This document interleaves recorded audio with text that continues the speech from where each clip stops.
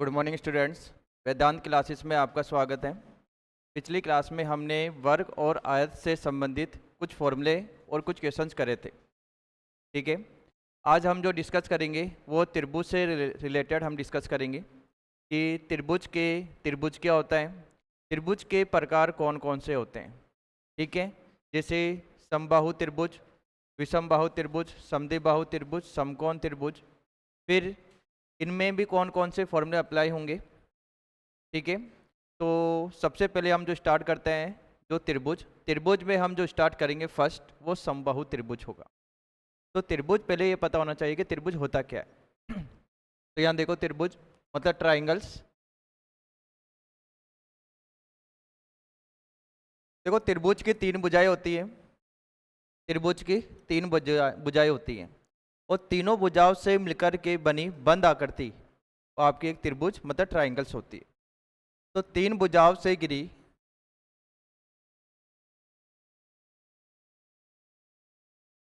तीन भुजाओं से घिरी बंद आकृति,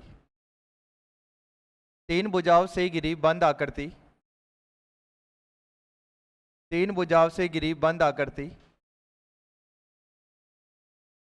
एक त्रिभुज कहलाती है। तीन भुजाओं से घिरी बंद आकृति एक त्रिभुज कहलाती है। इसका मतलब है कि यहाँ टोटल साइड्स कितनी होंगी, तीन, और तीनों साइड्स, इसका मतलब है कि एक तरीके से बंद आकृति होंगी, तीनों साइड्स एक तरीके से बंद आकृति होंगी। तो सबसे फर्स्ट हमें यह ध्यान रखना है कि तीन भुजाओं से घिरी बंद आकृति एक त्रिभुज कहलाती है। त्रिभुज मतलब ट्राइंगल्स, जैसे ये फर्स्ट भुजा, ये सेकंड भुजा और ये थर्ड भुजा। इसका मतलब है कि तीन साइड्स है। जैसे मान लो कि ये हो गया ए, ये हो गया बी, ये हो गया सी। सबसे फर्स्ट हमें यह ध्यान रखना है कि भुजाओं की संख्या त्रिभुज में, यहाँ भुजाओं की संख्या मतलब नंबर ऑफ साइड्स कितनी होती हैं, तीन होती है। सबको पता है, बेसिक चीजें हैं ये। तो ये थ्री। ऐसे ही मैंने यहाँ लिखा त्रिभुज के शीर्ष, त्रिभुज के शीर्षों की संख्या, त्रिभुज के शीर्षों की संख्या,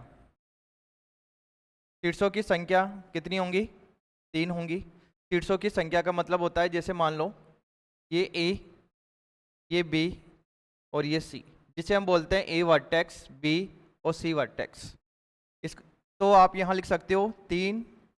तो जैसे मैंने यहाँ लिखा ए बी एक भुजा है साइड, यहाँ बी सी और ए सी या सी ए, दोनों में से कुछ भी लिख सकते हो। और इनके जो सीड्स हैं वो ए है। फिर यहाँ बी लिखा मैंने और मैंने यहाँ लिखा सी। इसका मतलब है कि सीड्स की बात कर रहे हैं तो ए बी सी, भुजाओं की बात कर रहे हैं तो ए बी, बी सी और सी ए हो जाएगा। अब यहाँ त्रिभुज में कोणों की संख्या, त्रिभुज में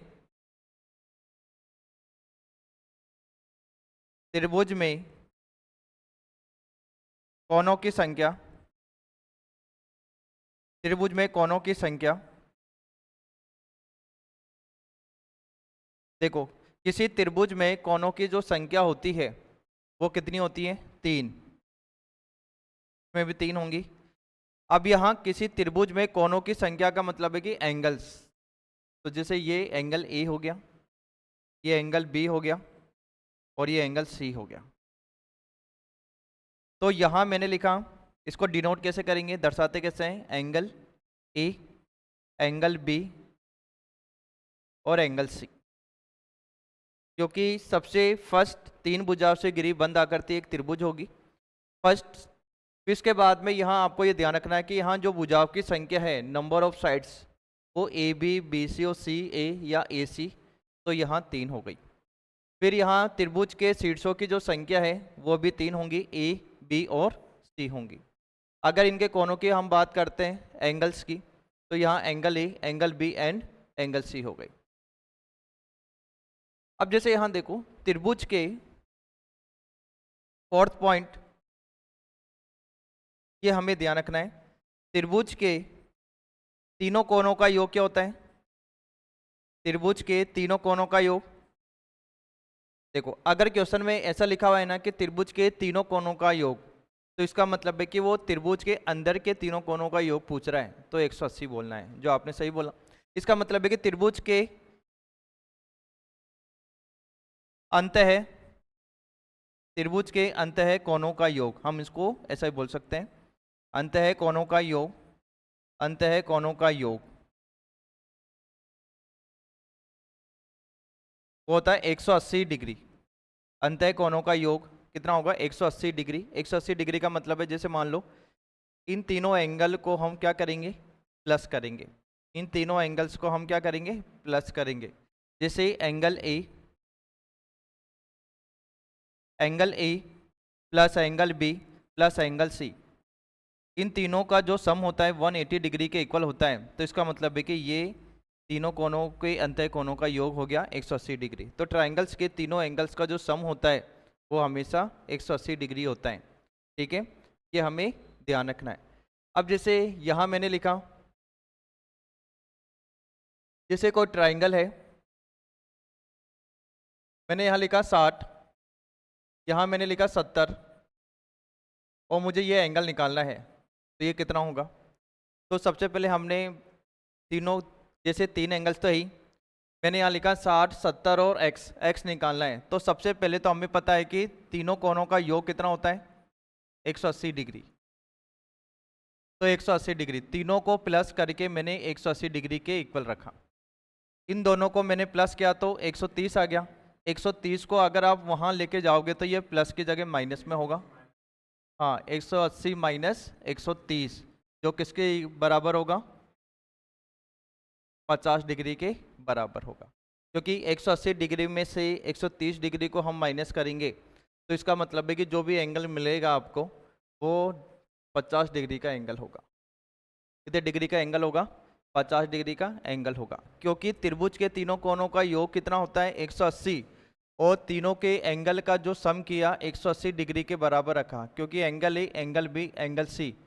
तो फिर इन दोनों को प्लस किया 130, 130 को यहाँ लेके जाओगे तो प्लस की जगह माइनस होगा। तो 180 में से 130 को माइनस करेंगे तो यहाँ 50 डिग्री के बराबर होगा। तो ये हमें ध्यान रखना है। ठीक है, करो एक बार इसको, फिर आगे करते हैं।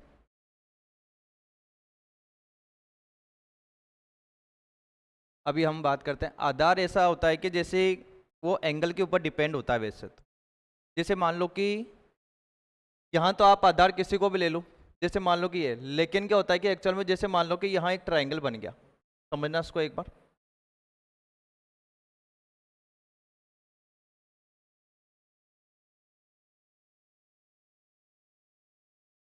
जैसे मान लो कि ये ट्राइंगल बन गया और एक और ट्राइंगल ये मैंने बना दिया, दो त्रिभुज बना दिए।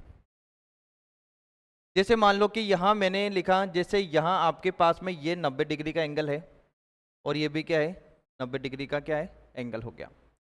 अब जैसे क्वेश्चन में बस 90 डिग्री लिखा हुआ है, इसका मतलब है कि ये वाला साइन होता है तो 90 डिग्री का एंगल होता है। फिर हम बात क्या करते हैं, समझना इसको एक बार।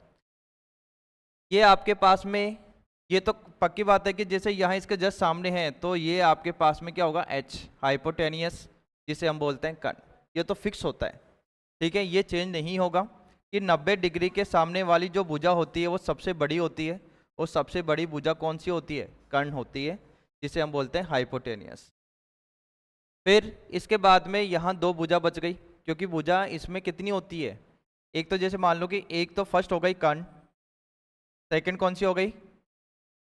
लंब, और तीसरी कौन सी हो गई? आधार। इसका मतलब है कि जैसे ये तो हाइपोटेनियस हो गया, लंब का मतलब होता है परपेंडिकुलर, और आधार का मतलब हो गया बेस हो गया। अब जैसे अगर यहाँ आपको दोनों, अब जैसे यहाँ देखो तीन एंगल तो त्रिभुज के अंदर होते हैं, ट्राइंगल्स के अंदर। अब दो एंगल्स बच गए, यहाँ भी दो एंगल्स बच गए। अगर आपको एंगल नहीं दिया होता और आपसे बस यहाँ पूछा है कि क्षेत्रफल निकालो, तो हम चाहे आधार इसको ले लो चाहे आधार इसको ले लो, किसी को भी ले सकते हैं हम। जैसे मान लो कि यहाँ मैंने आधार इसको ले लिया, तो बचा क्या? लंब। या फिर जैसे मान लो कि एक और ट्रायंगल मैंने बनाया, तो ये तो हो गया कर्ण। अगर आपने यहाँ आधार इसको लिया तो कर्ण इसको लो, आधार इसको ले लिया तो लंब इसको लोगे आप, क्योंकि यहाँ तो 90 डिग्री का एंगल है, ये तो फिक्स है ही। अब बाकी दो भुजाएं बच गई, एक तो लंब एक आधार। तो जब दोनों एंगल पता नहीं होते हमें, तो हम आधार इसको भी ले सकते हैं, फिर आधार इसको भी ले सकते हैं। तो बचा क्या? लंब। तो दोनों में से किसी को भी ले लो। इसका मतलब है कि यहाँ हम चेंज कर सकते हैं लंब और आधार को। लेकिन अब जैसे मान लो कि यहाँ 90 डिग्री का एंगल तो फिक्स है कि 90 डिग्री के जस्ट सामने वाली भुजा कर्ण हो गई, हाइपोटेनियस। लेकिन क्वेश्चन में यहाँ आपको दे दिया, जैसे मान लो कि 30 डिग्री भी है यहाँ, जैसे मान लो ये 30 डिग्री हो गया, कोई एंगल दे दिया, तो एंगल के सामने वाली जो भुजा होती है वो हमेशा कौन सी होती है? लंब होती है, बस ये ध्यान रखना। फिर ये लंब हो गई, तो ये फिक्स हो गई। अब इसको आप आधार नहीं लिख सकते, समझ गए ना? अगर यहाँ एंगल नहीं लिखा होता, जैसे यहाँ एंगल नहीं लिखा होता, तो लंब आधार आप किसी को भी ले सकते थे। जैसे मैंने यहाँ लंब लिया तो यहाँ आधार ले लिया। एंगल नहीं पता तो आधार यहाँ भी ले सकते हैं, लंब यहाँ भी ले सकते हैं। लेकिन एंगल पता है, तो इसका मतलब है कि एंगल के जस्ट सामने वाली जो भुजा होती है वो लंब होती है। आप हमेशा ध्यान रखो, 90 डिग्री के अलावा एंगल है ना, उसकी बात कर रहा हूँ मैं। फिर इसके बाद में यहाँ अब आपके पास में इस एंगल के जस्ट पास वाली जो भुजा होती है, फिर वो कौन सी होती है? आधार होती है। अब जैसे मान लो कि इस वाले ट्राइंगल को मैंने ऐसा बनाया, समझना इसको। देखो, ये तो 90 डिग्री तो फिक्स है कि यहाँ मैंने क्या लिखा? 90 डिग्री। मैंने अब की बार एंगल यहाँ नहीं लिखा। मान लो कि यहाँ थीटा है, थीटा की जगह 30 डिग्री हो सकता है, 40 डिग्री हो सकता है, 50 डिग्री हो सकता है, कुछ भी हो सकता है। अब आपको बताना है कि जब एंगल के सामने वाली जो भुजा होगी अब कौन सी होगी? लंब। अब ये आधार नहीं होगी, क्योंकि मैंने यहाँ कहा है कि एंगल दिया हुआ है तो जस्ट सामने वाली भुजा हमेशा क्या होगी? लंब होगी। अगर एंगल यहाँ दिया हुआ है तो लंब ही होगा, अगर एंगल ऊपर दिया हुआ है तो इसके सामने वाली भुजा कौन सी होगी? लंब। ठीक है, ये तो कर्ण फिक्स है ही। अब इसके जस्ट पास वाला जो, इसके एंगल के जस्ट पास वाली जो भुजा होती है वो आधार होती है। इसके जस्ट पास वाली भुजा कौन सी हो गई? अब आधार हो गई। ऐसे सेलेक्ट करते हैं हम इनको, समझ गए ना? ये ध्यान रखना। एक बार लिखो जल्दी, फिर हम आगे करते हैं।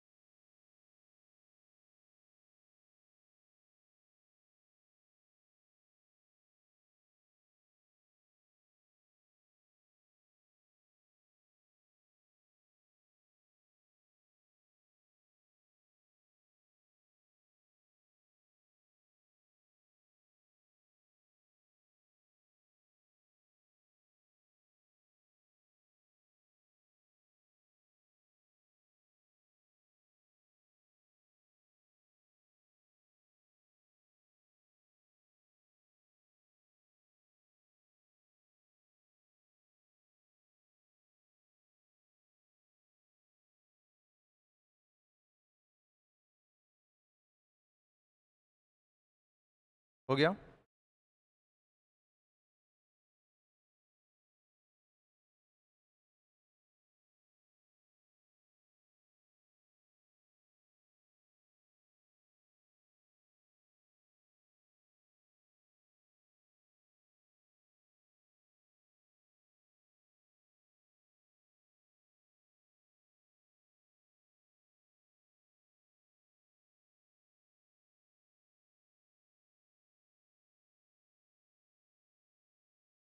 जल्दी करो।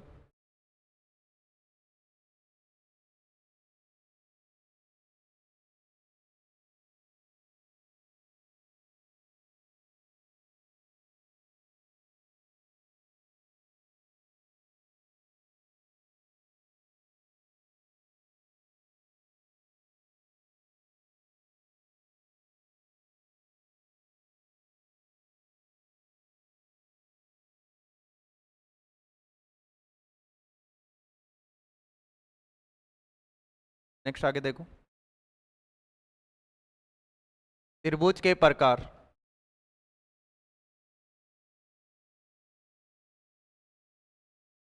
त्रिभुज के प्रकार, टाइप्स ऑफ ट्राइंगल। त्रिभुज के प्रकार, टाइप्स ऑफ ट्राइंगल्स।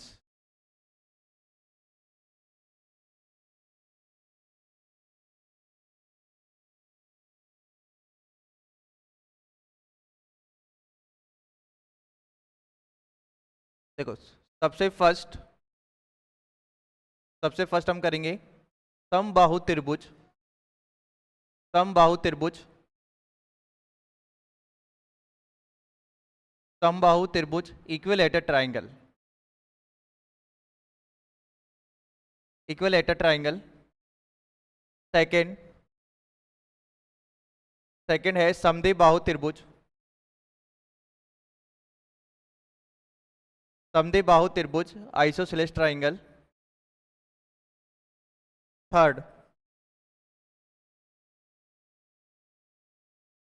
विषमबाहु त्रिभुज। विषमबाहु त्रिभुज, स्केलर ट्राइंगल। और फोर समकोण त्रिभुज, राइट एंगल ट्राइंगल। समकोण त्रिभुज, राइट एंगल ट्राइंगल। देखो, सबसे फर्स्ट यहाँ समबाहु त्रिभुज लिखा हुआ है, जिसे हम बोलते हैं इक्विलेटरल ट्राइंगल। सेकंड है समद्विबाहु त्रिभुज, ये आइसोसेलेस ट्राइंगल हो जाएगा। विषमबाहु त्रिभुज हो जाएगा स्केलर ट्राइंगल। समकोण त्रिभुज हो जाएगा राइट एंगल ट्राइंगल। जिसमें से अब हम स्टार्ट करेंगे फर्स्ट समबाहु त्रिभुज। समबाहु त्रिभुज, इक्विलेटरल ट्राइंगल। देखो, ऐसा त्रिभुज, समबाहु त्रिभुज का मतलब है, जैसे नाम से पता चला, सम मतलब समान, बाहु मतलब भुजाएं, मतलब सभी भुजाएं क्या है, समान हो, जिसे हम बोलते हैं ऑल साइड्स आर इक्वल। जैसे ऐसी भुजाएं,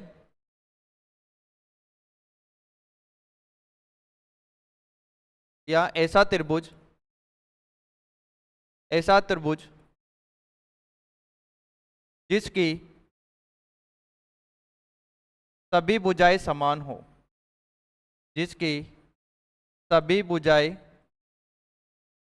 ऐसा त्रिभुज जिसकी सभी भुजाएं समान हो, सभी भुजाएं समान हो।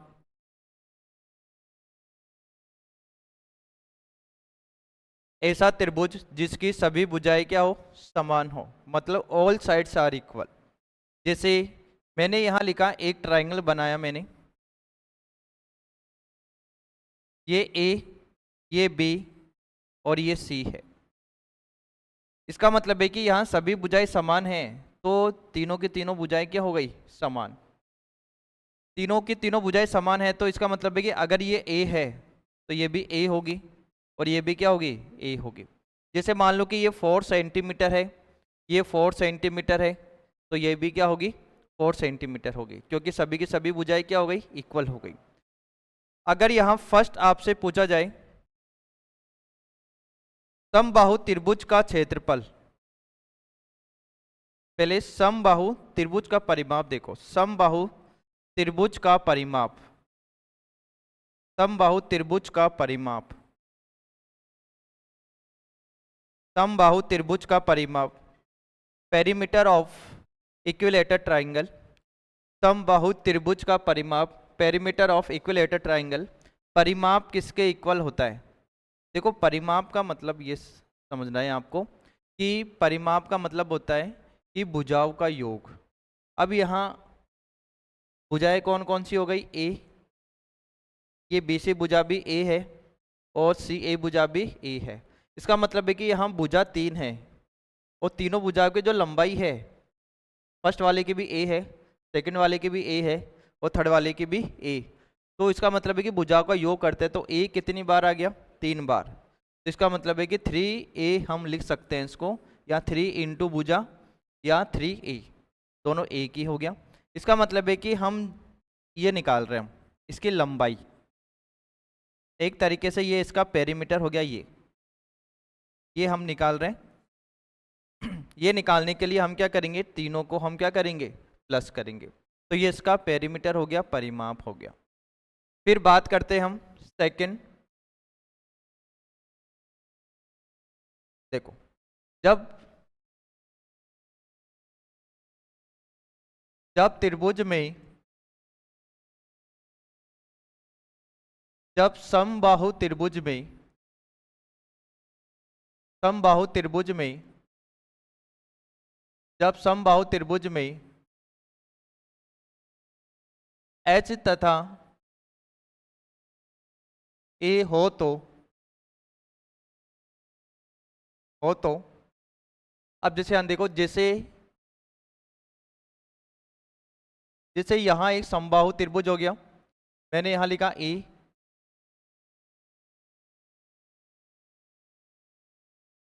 ये मैंने लिखा B और ये मैंने लिखा C। जैसे मान लो कि यहाँ ये तो इसकी ऊंचाई हो गई h, समबाहु त्रिभुज की तीनों भुजाएं तो क्या है, समान, तो ये तो क्या हो गया, a होंगे। अगर किसी भी त्रिभुज में, और त्रिभुज भी कौन सा है, समबाहु त्रिभुज, समबाहु त्रिभुज में अगर h मतलब हाइट, ठीक है, और एक a मतलब भुजा अगर दी हुई होती है, हो तो दोनों का जो संबंध है, का संबंध किसके बराबर होगा ये बताना है आपको। तो हमें यह ध्यान रखना है कि h बराबर यहाँ √3/2 इंटू ए, ये रिलेशन होता है h और a का, और h का मतलब है ऊंचाई और a का मतलब है भुजा। तो h इजकल्स टू, जैसे a है और एक h है, तो a तो हो गई भुजा और h हो गई ऊंचाई। ऊंचाई और a के बीच का एक रिलेशन होता है जो h इजकल्स टू होता है √3/2 इंटू ए होता है। h बराबर √3/2 इंटू ए होता है, तो ये हमें ध्यान रखना है। अब जैसे यहाँ मैंने एक क्वेश्चन लिखा, यदि किसी त्रिभुज में, यदि किसी त्रिभुज में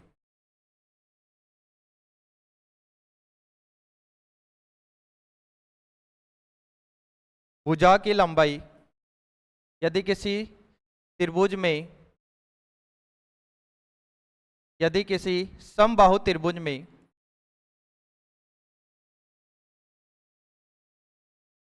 यदि किसी समबाहु त्रिभुज में भुजा की लंबाई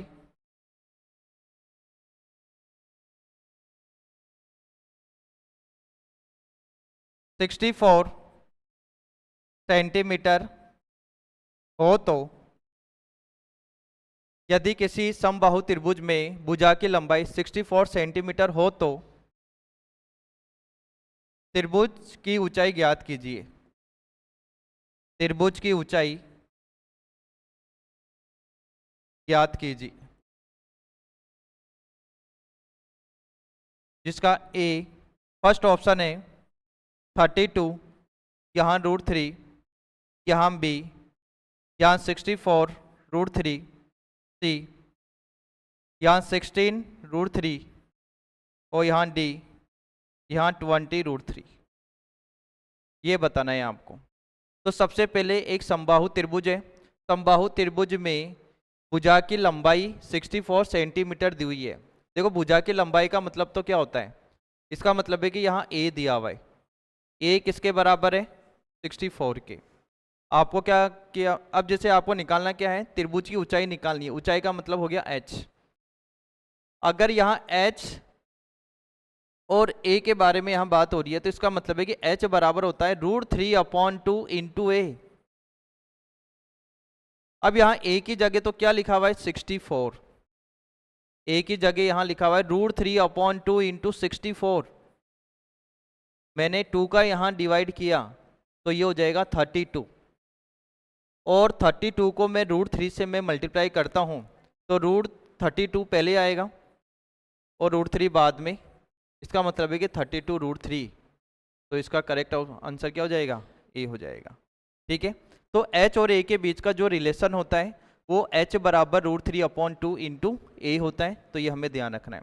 तो अभी हमने दो फॉर्मूले पढ़े समबाहु त्रिभुज के, एक तो परिमाप हो गया इसका, ठीक है, परिमाप होने के बाद में और एक हमने पढ़ा है एच और ए के बीच का रिलेशन। करो उसको एक बार,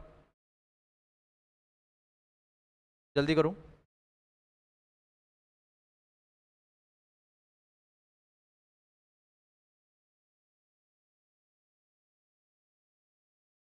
सिक्सटी 60 डिग्री के होते हैं, तीनों कोण बराबर होते हैं। समबाहु त्रिभुज के तीनों एंगल सेम होते हैं, क्योंकि जब भुजाएं समान है, क्या करते हैं हम, जैसे मान लो कि तीनों भुजाएं समान हैं तो तीनों एंगल्स भी क्या होंगे?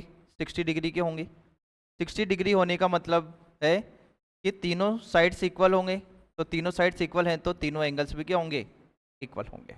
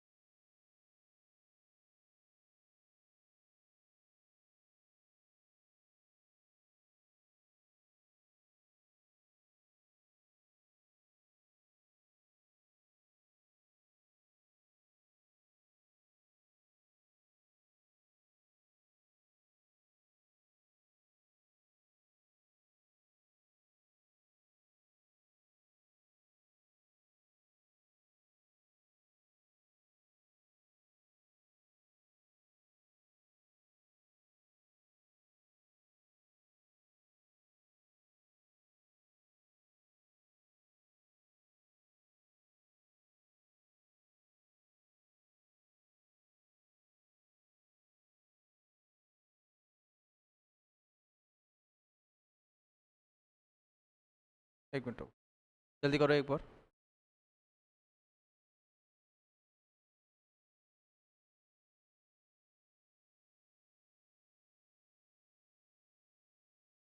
जब तक ये क्वेश्चन लिखो, यदि किसी समबाहु त्रिभुज की ऊंचाई, लिखो एक क्वेश्चन,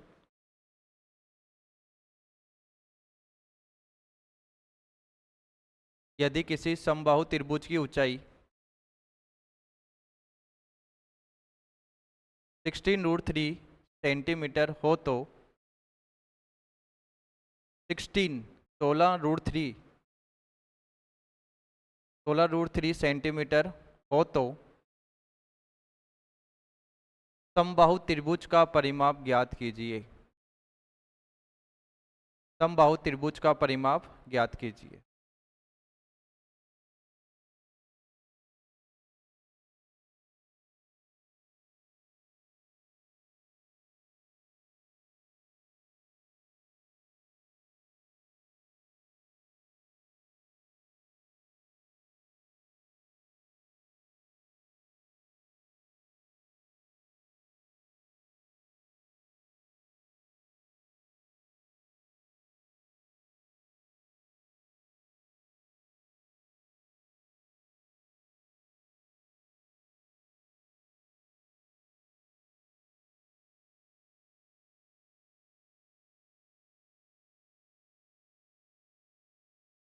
हो गया ये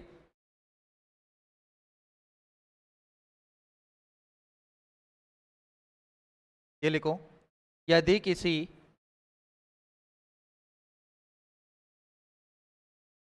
यदि किसी समबाहु त्रिभुज यदि किसी समबाहु त्रिभुज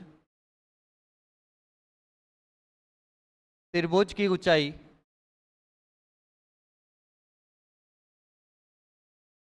यदि किसी समबाहु त्रिभुज की ऊंचाई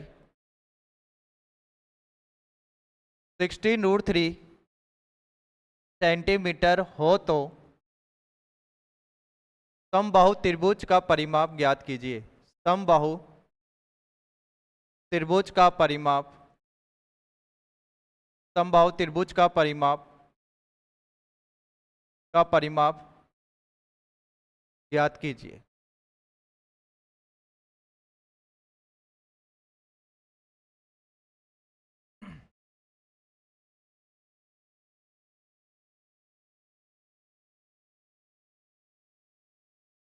जिसका फर्स्ट ऑप्शन है ए 92 सेंटीमीटर, यहाँ बी 94 सेंटीमीटर, यहाँ सी 96 सेंटीमीटर एंड डी 98 सेंटीमीटर। जैसे ये क्वेश्चन है, क्या आया 96 आया आपका, ठीक है। देखते हैं अभी 96। यदि किसी समबाहु त्रिभुज की ऊंचाई, देखो ऊंचाई h बराबर यहाँ √3/2 इंटू ए होता है, लेकिन परिमाप निकालने के लिए हमें 3a निकालना पड़ेगा, और a हमें निकालना पड़ेगा यहाँ से h और a के रिलेशन से। h और a के रिलेशन में से दोनों में से कोई एक कंडीशन देंगे आपको। देखो सबसे पहले किसी समबाहु त्रिभुज की जो हाइट है वो 16√3 है, तो यहाँ h बराबर √3/2 इंटू ए हो गया। h इक्वल्स टू यहाँ √3/2 इंटू ए। तो h की जगह अगर हमने यहाँ 16√3 पुट किया तो यहाँ 16√3 जो किसके इक्वल होगा, यहाँ √3/2 इंटू ए। √3 से तो √3 कैंसिल हो गया, यहाँ 2 को हम क्रॉस मल्टीप्लाई करेंगे 16 से, तो ये हो जाएगा 32। 32 किसके इक्वल होगा, ए के इक्वल होगा। अब आपसे क्या पूछा है, परिमाप पूछा है, त्रिभुज का परिमाप, त्रिभुज का परिमाप पूछा है, और समबाहु त्रिभुज का जो परिमाप होता है वो होता है 3a। 3a का मतलब होता है कि 3 को हम 32 से मल्टीप्लाई करेंगे तो ये 96 आ जाएगा, ठीक है। तो करेक्ट है आपका आंसर, सी के इक्वल होगा, ठीक है।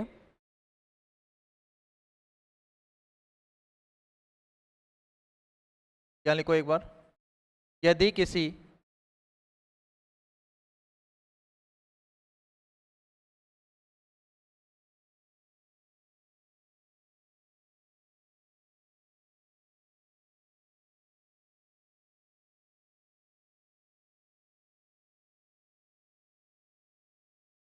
ठीक है, ये करूं, फिर आगे देखो, फिर हम यहां से निकालते हैं समबाहु त्रिभुज, समबाहु त्रिभुज का क्षेत्रफल, समबाहु त्रिभुज का क्षेत्रफल, समबाहु त्रिभुज का क्षेत्रफल। इसका मतलब है कि समबाहु त्रिभुज के क्षेत्रफल जिसे जब भुजा हो, मतलब जब ए हो,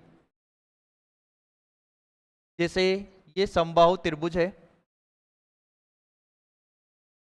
ये क्या हो गई समबाहु त्रिभुज। जैसे मान लो कि इसकी तीनों भुजाएं तो समान होती हैं। अब मैंने आपसे पूछा कि यहाँ समबाहु त्रिभुज का क्षेत्रफल क्या होगा जब भुजा ए दी हुई है। दो तरीके के क्षेत्रफल निकलते हैं समबाहु त्रिभुज में, एक तो फर्स्ट ये हो गया, सेकंड इसके बाद में समबाहु त्रिभुज का क्षेत्रफल, ये ध्यान रखना, समबाहु त्रिभुज का क्षेत्रफल, समबाहु त्रिभुज का क्षेत्रफल जब h हो, h का मतलब है हाइट, जब भुजा नहीं होगी h होगी, इसका मतलब है कि यहाँ हाइट h होगी, और क्षेत्रफल का मतलब होता है अंदर से गिरा हुआ भाग, इसका मतलब है कि ये क्षेत्रफल हो गया। अंदर से गिरा हुआ भाग निकालना, तो ये सभी है अंदर से गिरा हुआ भाग, तो ये दो तरीके के एरिया बनते हैं इसमें। तो सबसे पहले फर्स्ट ध्यान रखोगे, अगर समबाहु त्रिभुज का क्षेत्रफल निकालना है, इसका मतलब है कि एरिया ऑफ इक्विलेटरल ट्राइंगल, जब क्वेश्चन में ए दिया हुआ है तो एरिया क्या होगा, तो सबसे पहले ध्यान रखना कि एरिया को हम लिखते हैं, मतलब क्षेत्रफल को हम लिखते हैं ए से, तो ये हो जाएगा √3/4 इंटू भुजा स्क्वायर, और भुजा स्क्वायर का मतलब हो गया ए स्क्वायर। तो a बराबर क्या होता है, √3/4 इंटू ए स्क्वायर होता है। लेकिन जैसे अगर हाइट दी हुई है, हाइट देने का मतलब है कि जैसे h है तो इसका एरिया निकालना है, एरिया का मतलब है a, तो हम इसको ऐसा लिख सकते हैं √3/3 into H square, √3/3 into H square, ठीक है, √3/3 इंटू एच स्क्वायर। अब जैसे यहाँ देखो एक बार, इस वाले को, जैसे ये तो आपको याद रखना ही है, इस वाले क्वेश्चन जैसे मान लो कि ये वाला फॉर्मूला है ना, इसको हम ऐसे भी लिख सकते हैं। देखो यहाँ मैंने 3 लिखा, 3 को हम क्या लिख सकते हैं, क्योंकि √3 को हम √3 से मल्टीप्लाई करते हैं तो क्या आता है, 3 मिलता है। जब रूट के अंदर दोनों नंबर बराबर होते हैं, सेम होते हैं, तो हमेशा वही नंबर मिलता है। इसका मतलब है कि √3 को हम √3 से मल्टीप्लाई करेंगे तो क्या मिलेगा, 3 मिलेगा। क्या मैं इस 3 को √3 इंटू √3 लिख सकता हूँ, क्योंकि दूसरा फॉर्मूला क्या बन रहा है इसका, तो इसका मतलब है कि ये तो पार्ट कैंसिल हो गया, तो यहाँ 1 बचेगा, एक कैंसिल हो गया।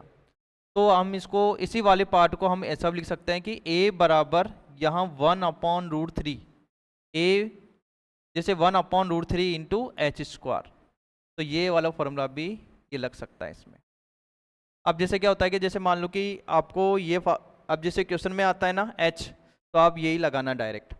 लेकिन जैसे मान लो कि आपसे डायरेक्ट पूछा जाए तो कई बार क्या होता है कि अगर ये पता है ना तो इससे आप ये निकाल सकते हो, वैसे तो इससे ये भी निकाल सकते हो, लेकिन आप ये ध्यान रखना कि दोनों फॉर्मूले एक ही हैं, अलग नहीं है।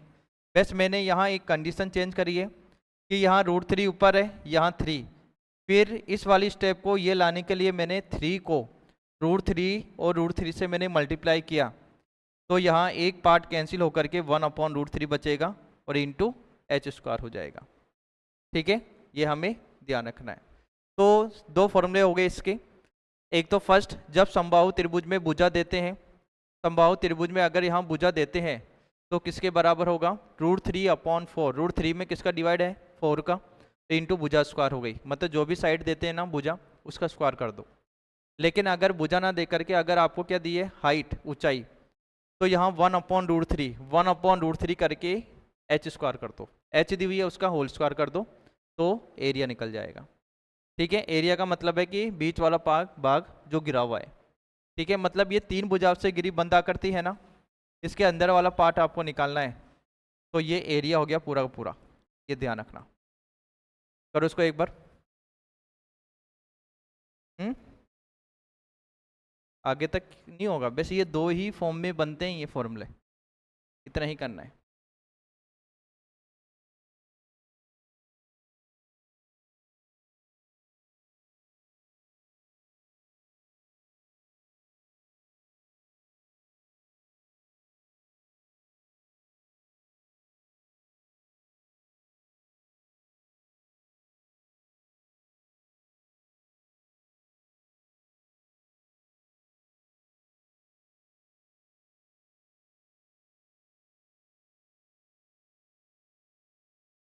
नहीं करा था कि हो गया था ये, बाकी ये करो।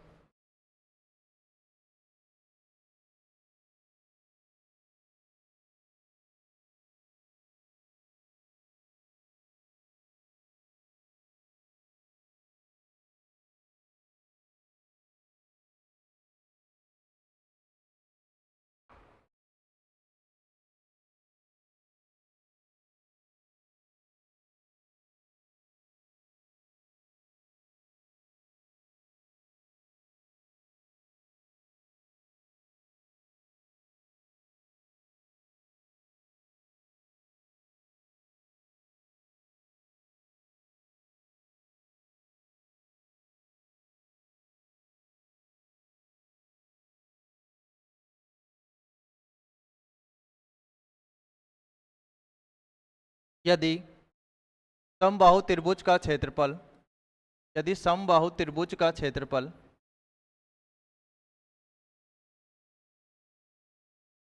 यदि समबाहु त्रिभुज का क्षेत्रफल यहाँ 8√3 सेंटीमीटर, 8√3 सेंटीमीटर स्क्वायर हो, तो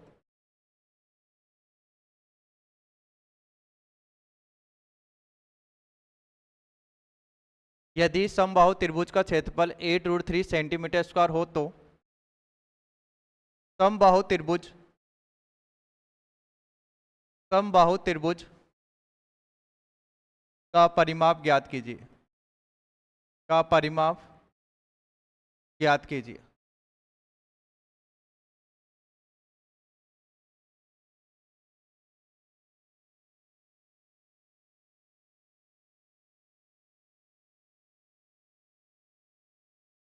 समबाहु त्रिभुज का परिमाप ज्ञात कीजिए।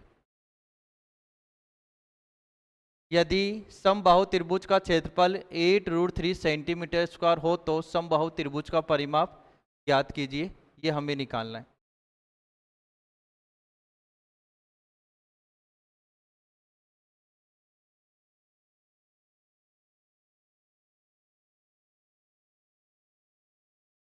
जिसका फर्स्ट ऑप्शन है ए, यहाँ 12√3 सेंटीमीटर, यहाँ बी 16√3 सेंटीमीटर, सी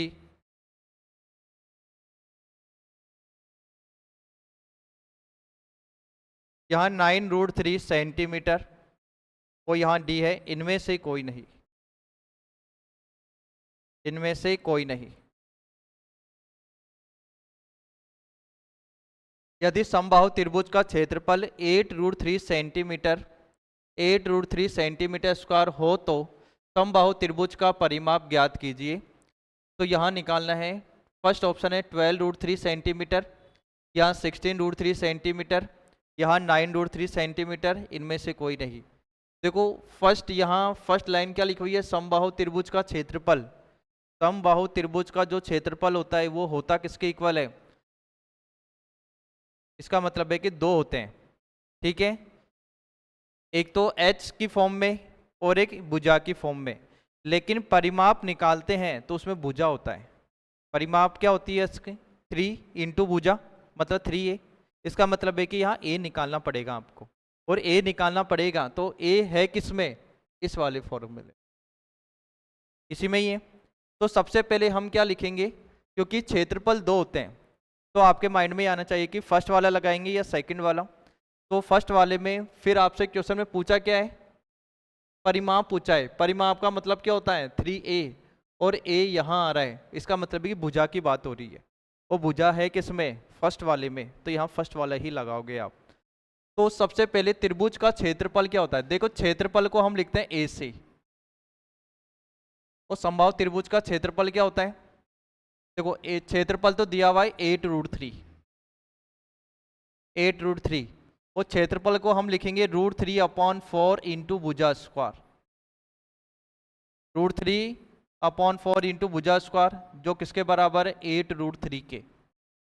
क्या √3 से √3 कैंसिल होगा? फिर a स्क्वायर किसके बराबर होगा? 4 को मैंने क्रॉस मल्टीप्लाई किया तो यहाँ जो a स्क्वायर है वो 32 के बराबर होगा, 32 के। क्या अब जैसे यहाँ देखो कि ये a स्क्वायर है तो यहाँ रूट की फॉर्म में ये 32 आएगा, नहीं आएगा? लेकिन 32 को मैं क्या लिख सकता हूँ? 16 इंटू 2 लिख सकता हूँ ना? क्या रूट के अंदर 16 है तो रूट के बाहर क्या आएगा? रूट के अंदर 16 है तो यहाँ रूट के बाहर क्या आएगा? यहाँ रूट के अंदर 16 है तो रूट के बाहर 4 आएगा, और यहाँ मैंने रूट के अंदर क्या लिखा? 2 लिखा। अब आपसे पूछा है परिमाप। परिमाप क्या होता है? परिमाप को p से लिखते हैं, जो 3a होता है, और 3 इंटू a का मतलब क्या है? 4√2। अब जैसे 3 को मैंने 4 से क्या किया? मल्टीप्लाई, तो इसका मतलब है कि ये किसके बराबर हो जाएगा? 12, और यहाँ मैंने क्या लिखा? √2, ठीक है। जैसे मान लो कि यहाँ 3 था, अब ये ध्यान रखो कि जैसे यहाँ 12√3 था ये, और यहाँ है 12√2, तो जल्दबाजी में टिक नहीं करना है, फिर ऑप्शन अपना कौन सा हो जाएगा? डी हो जाएगा, ठीक है। तो ये हमें ध्यान रखना है। अगर जैसे यहाँ 12√3 है, लेकिन यहाँ अपना जो परिमाप निकला है वो रूट के अंदर 2 है, यहाँ क्या है? 3, इसका मतलब है कि ये ध्यान रखना है कि 12√2 इसका परिमाप हो जाएगा। क्या बोल रहे हो? √32 का सॉल्यूशन कैसे किया? देखो √32 का मतलब होता है, जैसे यहाँ देखो एक बार, जैसे मैंने यहाँ लिखा a, यहाँ 32 लिखा, तो ये पावर को अगर यहाँ लेके जाएंगे तो ये रूट में चेंज होगा, ये नहीं होगा। अब 32 को हम क्या लिख सकते हैं? 16 इंटू 2, अगर 16 को हम 2 से मल्टीप्लाई करते हैं तो किसके बराबर होता है? 32 के बराबर होता है। अब रूट के अंदर, अब जैसे ये रूट के अंदर है तो रूट के अंदर हम इसको ऐसा लिख सकते हैं अलग अलग नंबर में। और रूट 16 तो क्या होता है? 4। इसका मतलब है कि रूट 16 तो क्या हो गया? 4। और यहाँ रूट 2 का रूट 2, तो ये 4√2 हो गया। इसका मतलब ये भुजा हो गई 4√2। 3√32। हाँ, ये भी हो सकता है, लेकिन ऑप्शन में नहीं होगा ये, क्योंकि 32 का सॉल्यूशन बनेगा। ठीक है। अगर रूट के अंदर, जैसे आपने यहाँ बोला ना, अगर रूट के अंदर जैसे कोई नंबर होता ना, जैसे मान लो अगर ऑप्शन में, देखो वैसे तो मैक्सिमम ऑप्शन में तो यही होगा। अगर दोनों में से फिर एक होगा, जैसे मान लो ये नहीं है तो ये है, तो फिर इसको इस पर टिक करना है। ठीक है, फिर आपका राइट है। लेकिन जैसे मान लो कि यहाँ रूट के अंदर नंबर लिखा हुआ है 32, ये एक अभाज्य संख्या नहीं है। इसका मतलब है कि जैसे मान लो कि मैंने लिखा होता 23, तो 23 के हम फैक्टर्स नहीं कर सकते गुणनखंड, तो 23 रूट के अंदर 23 ही रहेगा। 32 के हम कर सकते हैं। ये कैसे हुए ये तो बता ही दिया मैंने। हाँ, ये आप जरूर बोल सकते हो, जैसे मान लो कि ये ऑप्शन में नहीं है तो फिर आप इसको ऐसा कर सकते। ठीक है, ये करना है।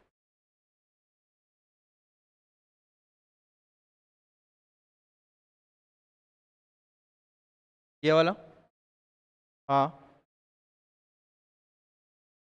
परिमाप है ना, परिमाप तो वैसे भी सेंटीमीटर में ही आता है। एरिया, एरिया सेंटीमीटर स्क्वायर में आता है। ठीक है, ध्यान रखना। स्क्वायर का मतलब क्यों नहीं है? एरिया में है ना, एरिया होगा तो स्क्वायर तो होगा। अगर यहाँ एरिया दिया हुआ है, आपने यूनिट लिखी है सेंटीमीटर, तो वो गलत है। एरिया का जैसे कोई भी होता है आयतन, वॉल्यूम, तो सेंटीमीटर क्यूब होता है। किसी की लंबाई होती है लेंथ, वो होता है सेंटीमीटर या मीटर में। समझ गए ना? ये ध्यान रखना। और एरिया है तो सेंटीमीटर की पावर 2 होगी या मीटर की पावर 2 होगी। कोई भी यूनिट होती है उसके ऊपर पावर 2 होती है, एरिया होता है तब। करो एक बार इसको जल्दी।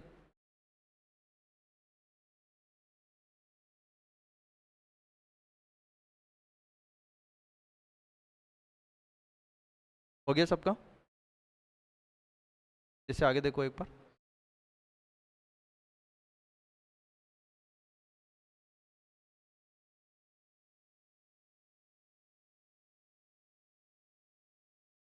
यदि समबाहु त्रिभुज का परिमाप, यदि समबाहु त्रिभुज का परिमाप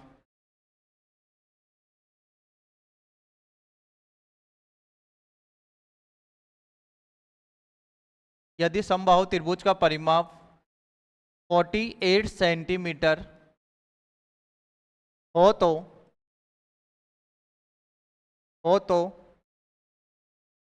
समबाहु त्रिभुज का क्षेत्रफल ज्ञात कीजिए। समबाहु त्रिभुज का क्षेत्रफल, समबाहु त्रिभुज का क्षेत्रफल, समबाहु त्रिभुज का क्षेत्रफल ज्ञात कीजिए।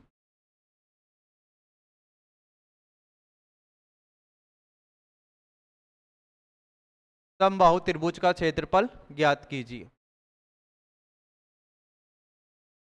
निकालो एक बार।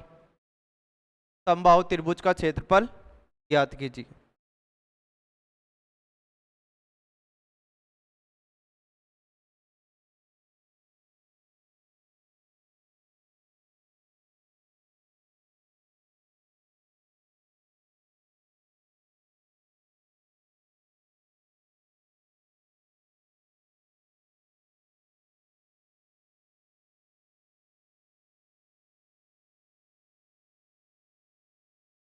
मैंने यहाँ लिखा 128√3 सेंटीमीटर स्क्वायर। यहाँ भी 64√3 सेंटीमीटर स्क्वायर। सी, यहाँ 16√3 सेंटीमीटर स्क्वायर। और यहाँ डी है, इनमें से कोई नहीं।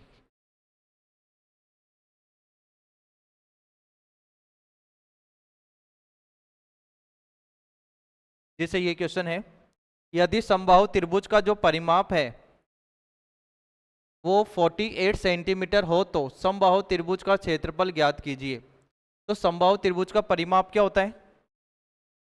3 इंटू भुजा। समबाहु त्रिभुज का परिमाप क्या होता है? 3 इंटू भुजा 3a। समबाहु त्रिभुज का जो परिमाप होता है वो 3a होता है, जो किसके बराबर होगा? परिमाप पूरा का पूरा है किसके बराबर? 48 के बराबर हो गया। अब जैसे मैंने यहाँ 3 की टेबल से इसको कट किया तो यहाँ जो a बराबर है वो किसके बराबर होगा? 16 के बराबर होगा। अब आपसे पूछा है कि एरिया, समबाहु त्रिभुज का एरिया किसके बराबर होगा? तो मैंने यहाँ लिखा √3/4 इंटू भुजा स्क्वायर, √3/4 इंटू भुजा स्क्वायर। तो यहाँ √3/4,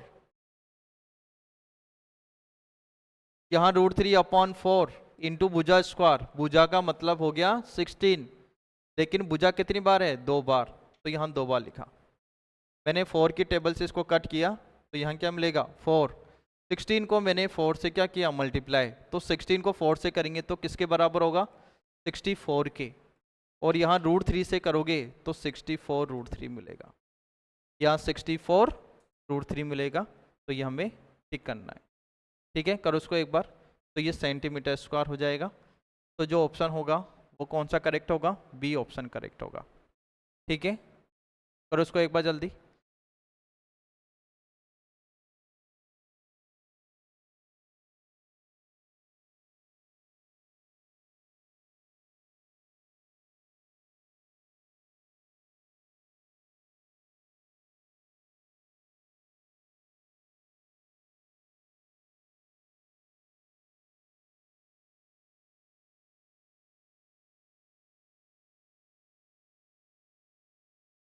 हो गया सबका?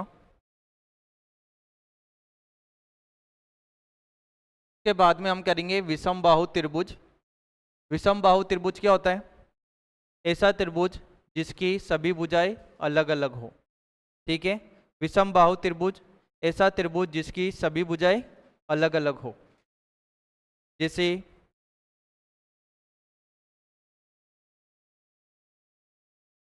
नेक्स्ट है विषम बाहु त्रिभुज, कलर ट्राइंगल। विषम बाहु त्रिभुज,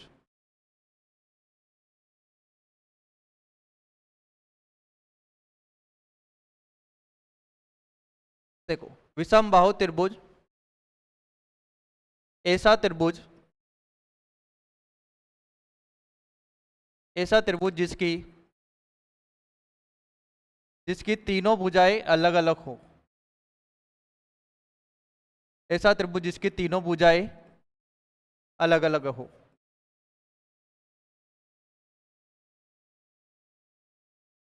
जैसे ये एक ट्राइंगल है, ये मैंने एक ट्राइंगल बनाया। जैसे मैंने यहाँ लिखा ए, ये मैंने लिखा बी, और ये मैंने लिखा सी। मैंने यहाँ बोला कि जैसे मान लो कि ए के जस्ट सामने यहाँ भुजा है ए, यहाँ जैसे कैपिटल बी है, इसके जस्ट सामने यहाँ स्मॉल बी,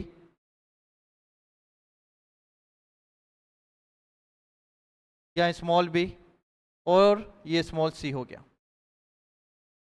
तो समबाहु त्रिभुज, जैसे हमने पढ़ा है कि विषम बाहु त्रिभुज में ऐसा त्रिभुज जिसकी तीनों भुजाएं अलग अलग हो तो विषम बाहु त्रिभुज होगा। जैसे मान लो कि यहाँ ए भुजा हो गई, बी भुजा हो गई और सी भुजा हो गई। जो तीनों भुजाएं क्या हैं? अलग अलग हैं। तीनों भुजाएं अलग अलग है। जब किसी भी ट्राइंगल में, किसी भी त्रिभुज में अगर तीनों भुजाएं अलग होती है तो हम उसमें हम क्या करते हैं? फिर आपसे बोला जाता है कि त्रिभुज का क्षेत्रफल निकालो। तो त्रिभुज का क्षेत्रफल हम कैसे निकालेंगे? इसका मतलब है कि त्रिभुज का क्षेत्रफल निकालना है तो हमें ये एरिया निकालना पड़ेगा। जब त्रिभुज की तीनों भुजाएं अलग अलग हो और ये एरिया निकालना है तो हम कैसे निकालेंगे? तो आपने यहाँ पढ़ा होगा हीरोन फॉर्मूला, हीरोन सूत्र, जिसे हम बोलते हैं हीरोन्स फॉर्मूला। Heron's formula